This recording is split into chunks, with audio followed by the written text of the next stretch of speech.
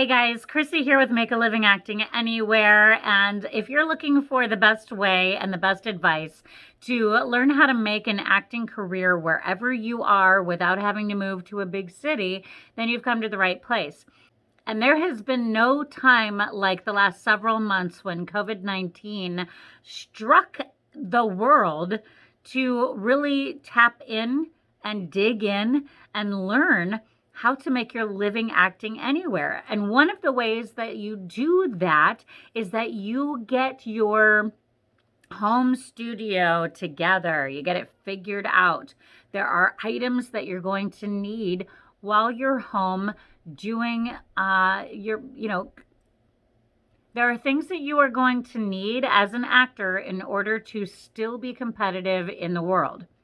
Many film companies, production studios, and theater companies were already accepting filmed auditions. And now, more than ever, if you go out on any audition site like Actors Access, Backstage, or casting networks, you're going to find a lot of the auditions are remote, and you're going to find a lot of the work is remote. They are asking actors to film their own piece of the acting of their acting role or their part in whatever they're doing. It might be the theater production. Tonight I'm going to be watching a theater production that is taking place on Zoom, but all of the actors are going to be in their own locations away from each other, and that takes equipment. So today's episode is about how to continue to grow and develop during COVID-19 as an actor, and the information is going to entail types of equipment as well as things to be doing. I have probably said this time and time again, but one of the most important things you can be doing for yourself as an actor is to read out loud. Now, many people think it's wise to read plays, and I couldn't agree more. My dearly beloved and passed on father was a playwright. So I'm wildly dedicated to reading as many plays as I can, and I highly recommend that. I really recommend that if you're going to be reading plays, that you not just stick to the canon, right? All the plays that we're already aware of. I recommend that you get your hands on new plays that are being written today, plays that have been written in the last 2 years, 5 years, 10 years. And here's why. Writing formats have changed. There are the plays that you will be reading that are being produced now, that are current, that are new plays, have a different format than the plays we were used to a decade or 20 years ago. And reading the plays out loud will help you to determine what your flow feels like, what is natural for you. Plus, you might find some great monologues in those, or some ways to restructure the information to get those great monologues. If you haven't done this already, and it's possible that you already have because you are hanging out here with me right now watching this video, I recommend you go and find all of the publications that you can get some great information out of. And don't forget to subscribe to your favorite theater company's newsletters. You might have 3 or 4 theater companies, if you're like me, that you would really like to work with. I am currently not trying to work with any theater companies because I'm finishing raising up my family. My kids are in high school now, and it's just a few years before I'm going to feel comfortable and ready to go on tour or to, leave the country. But it's almost as if the universe has aspired that I should release that stress of not being able to go be out there in the world because we're not allowed to be. So in the meantime, the things that I've always been doing while I prepared to re-enter that part of the race is that I read the trades, I keep up on what people are doing, and I send emails to people who I want to work with in the future. The goal here is that by the time I arrive there and go to an in-person audition, please God, let that happen. I will miss it. I can't not go to an audition that's in person. Anyway, by the time I arrive in that audition space and I bring my shining personality and my rock star audition, because I've been, quarantined and working my booty off on it, that they're going to be like, oh, yeah, I know you, Chrissy, even though we've never met. So you want to have the trades, reading them, understanding the business, knowing how trends are going, but also to really understand the people that you want to work with so that you have a more intimate relationship with them and you know them, so that when you send them cards, you know what you're saying to them. It's just some random card, like getting a stupid mean email from somebody you never met. Mean? Oh, I haven't had coffee today because I have to go get blood work. So maybe it's not the best time to be making this video, but I have to make the video. I do videos every Wednesday, and I'm out of material.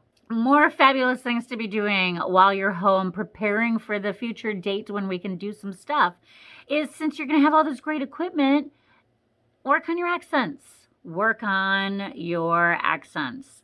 Learn a language. I mean, why not?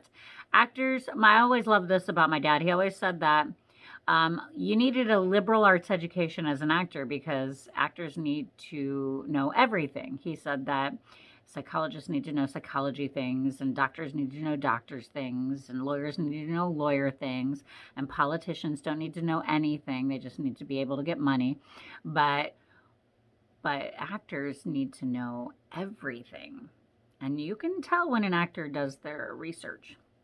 So learn how to do research. Stay active. That could be tough. I mean, it's hard. People are out there riding bicycles with masks on, and that's uncomfortable. So if you have the ability to do body work in your own home, do that too. You can do anything, but the point is to stay active, keep that blood moving, because lethargy leads to lethargy and activity leads to activity. Now, I wanted to talk about what kind of equipment you need while you're doing all of those things. So if you have all of those things that you're doing, I recommend, since you're not going to be able to work in person with any directors, hyping your goals, stuff like that, that you have a good setup so that you can work with people like Wendy Elaine Wright. I always promote her. Her link is down in the description below. She does these workouts in her Facebook group that are just phenomenal. And you basically get introduced to people in the business who can make your career, which I think is also phenomenal. I personally do not take enough advantage of the opportunity that Wendy has put in there, only because I'm not ready to do anything more than what I'm doing, which is I'm making my living as an actor with my voiceover career and the work that I do with this camera, my lighting setup, okay? And my one-woman show, The Stupider Economy, written for me by Robert Lynn. The Stupid Economy is actually also in this playlist, I believe. That was the original version. We've amped it up, ramped it up, and now it's going to be ready for virtual tour. So now I want to talk about virtual tour. No, I don't. I will talk about virtual tour in another episode. So if you have a phone, which is what I have here, and you get a stand, which I spent about $10 on a clippy stand. Here, I'm going to show you what that looks like. Then I'm going to show you my setup, okay? Here's my setup. At the moment, this is the best setup that I can come up with. Those are my lights. This is my grabby thing. It holds onto my phone. There's an extra laptop in case I need it. And I also have my green screen, which also can be a blue screen. All I have to do is pop up there and make that happen. I have my professional mic here, and I have a tripod stand there, and then I just don't have it down here. I also have a teleprompter. I have a teleprompter app on my phone. I have a teleprompter app on my tablet, and I have the teleprompter. Last night I did a staged reading via Zoom of Taming of the Shrew. And I had my script right over there. And because I had my script over there, I was able to do things like this and, you know, go like that and still kind of refer to it. And I was able to kind of not I had somebody tell me that they thought I was memorized. I was not memorized because it was a reading. But they thought that I was because of the way that we learn as actors to kind of work with things.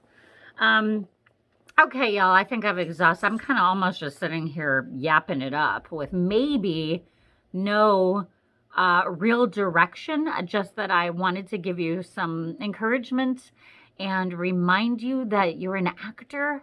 You don't need me to tell you that just because you're sitting home and you're not able to be on a stage in front of a live audience or behind the camera. That doesn't mean you're not an actor.